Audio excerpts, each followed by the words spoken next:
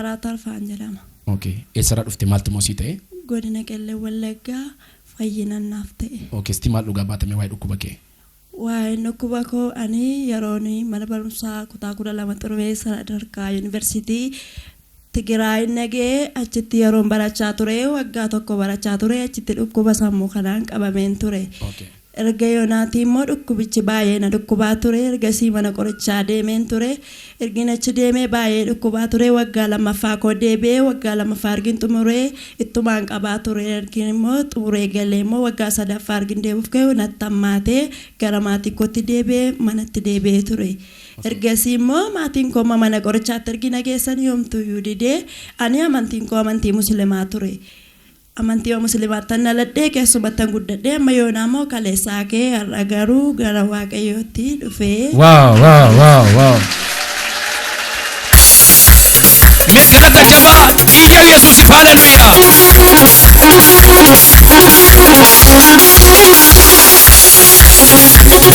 Dhukkubni kun yeroo si ka'u mataa koo keessaa dhukkubaa asii walakkaa kanaan akka nama abiddeetti obeessee na jalqaba torbee keessaa si'a tokko kaza yeroo natti ka'u lafa kanarraa na gangasha bakka akka nama hindaaqoo morma kutee lafa kanarra na godhe isheen garuu beekuu dandeessi obboleettiin koo kunii jechuudha.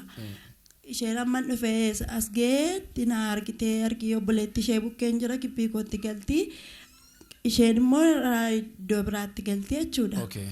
Kaza ergin dhufee immoo mana keenya bee hojii mana keenya amma yoomittiin taasisa sadarkaan yuunivarsiitii ergin barumsi koo addaan citeessi amma na taa'uun qabu hojii warshaa hojjetteen illee barumsa kootti fufa jedhee gara Addis Ababaatti dhufee jechuudha. Ergin dhufeesi homaa naafi hin taane garuu hojii akkuma dhufeen argadhe ergin dhufee immoo itti waan dhukkubu oolaan ituma noonan oolaa yoo nooles qarii mataan hojii koo hojjedhaa jechuudha. Kaza kana immoo baay'ee natti cumaa dhufe bakka ji'a kana bakka ji'a keessaa yoo baay'ate meendan argadhu gara mana qorichaatti baasaa jechuudha. Ji'a keessaa si'a lama naqa ituun naqu marfee tokko na waraanu kaza dheengada gaafa naqu immoo gaafa marfee coggaarraadhanii qoricha coggaarraa naalaatan gaafa naalaatan immoo inni yoomtu natti baase bakka kaza noduun koonolodhee murteeffadhee gara maatii kootti naada waliin jedheen obboleettii ishee kanaan. Kaza obboleettiin ishee kuni ani hin dawwalu garuu takka ture hin dawwala malee amma hin dawwalu naan jette. Kaza jimaata bakka baay'ee natti cimee gaafa inni natti cimu jechuudha. Lakkii anduun koonolu qophaa ishee jirti dawwaladhu siistar ishee kanatti dawwaladhuun jedheen.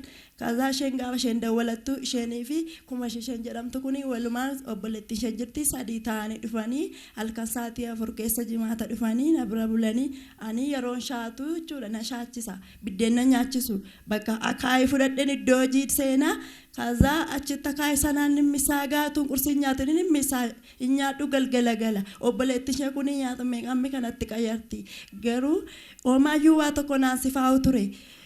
Amma kana keessa darbee kaleessa keessa bee dhiigana shaate ganama dhiigana shaatu ergi jalqabee obboleettiin ishee sun hojii deemti isheen kun warri kun argina bira oolanii sadii ta'ana bira oolanii kaza isheen kun gara mana ishee deemtee nyaata na hojjettee naafidhee nyaata sana xiqqoo ergi nyaadhee ittuu bakka dhiigana baase kan jalqabaa ganama gara halkanii waan akka wanta na wayna baase kaza amma deebee gaafa dhiigana baasu isheen kun ana wallaaleera ofii isaaniitiin kan dhufe as akkanitti dhufe sin beeku maalin akka mana na baasan sin beeku garuu si baannee finne nuyi naan jedhan indee akkamitti maaliif mana kana na fiddenna si baannee finne nuyi deemne numne yeroo nufu asuma irratti nuuf arge garuu ergi baastareen kadhatanii immoo lafa kanatti kaayechuu isaanii arge maannedee ka'ee man dhaabadhe deemnaan nan deeme.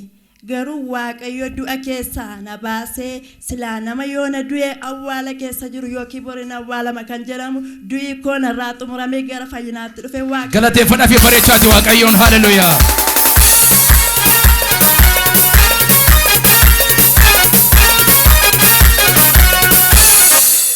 Okay, qabdi yoo ta'e.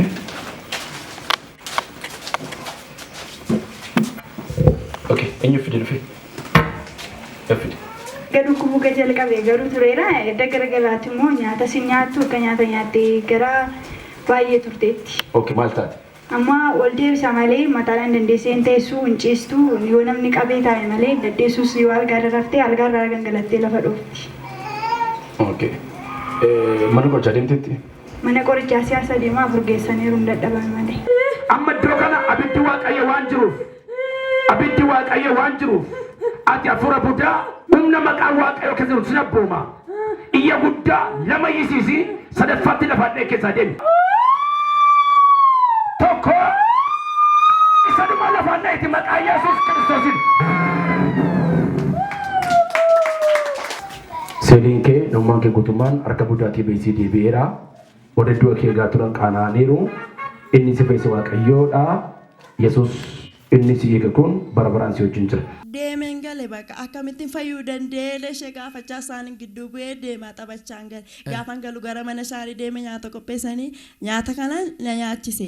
Inni amma baatarii na keessaa baadheen eegaa ture garuu nyaanni kun hin baane gara mana kootii na wajjin deemanii achis nyaati achitti qophaa'ee na nyaadhe halkan geergi biraatii ma nyaadhellee kaza na beelessi anoo ijoollee nan beeleenna hin deeman.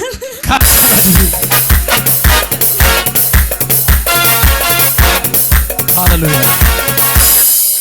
Nyaata dudukta kanaan si faay senjaadan beelessee kaza keen waan daabboo jira daabboo sana nyaadhe induntu naasi faay bakka fayyeera ani jedhe obboleetti isheetiin bakka fayyuu keettan gammadaa naan jette isheen immoo.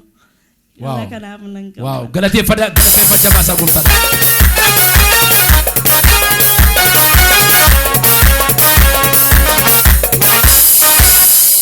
Kanin waa'ee ishee dhugaa ba'u dhugaadha waa'ee ishee dubbachuunis haasa'uunis baay'ee namatti ulfaata.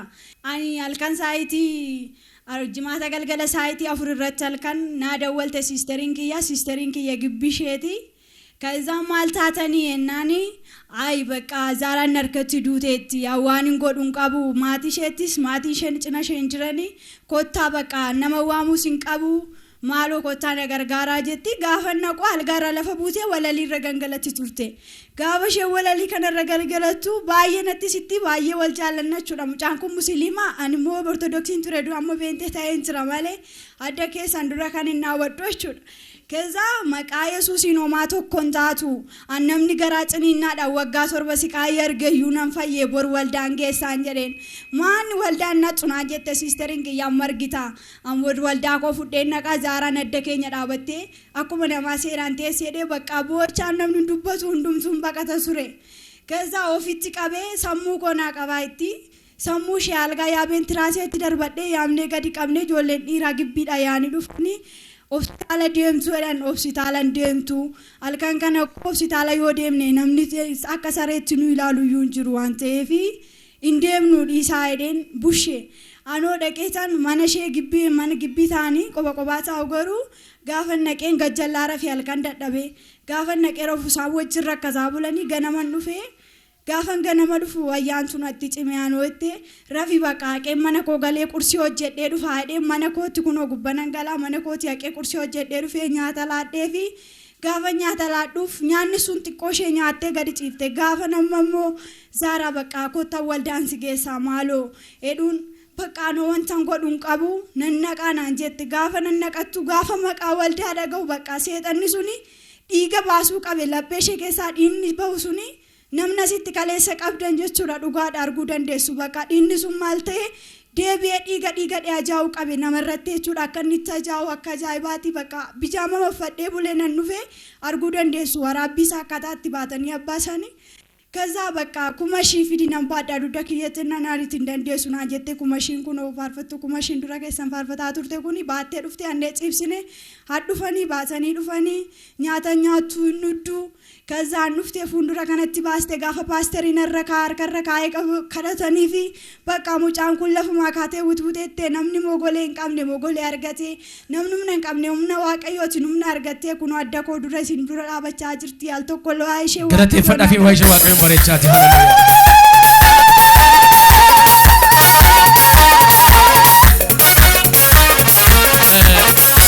Mucaan kun maal nyaattee jiraatti? Akkamitti jiraatti? Waa ishee maal beektaa? Dhugaadha buskutii namni buskutiidhaan jiraata buskutii yoo bakkeedhaa bitattee sirriin ta'uudhuuni buskutii adii kana zayitii keessa bubuusanii laatuuf dhugaa waaqa jiraataati an adda wangeelaa dura kennaa baddeessoo hin barbaadu buskutii duwwaadhaan nyaatti isa yoo nyaatte ol deebi'a malee sifaa'uu fi Ammamiif?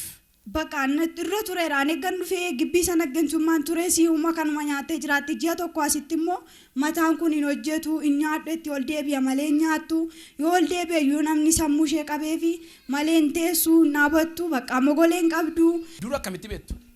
Ergamaa Rabbiitti. Ergamaa Rabbiitti. Kaleessa yoo. Waaqayyooti. Hallelujah.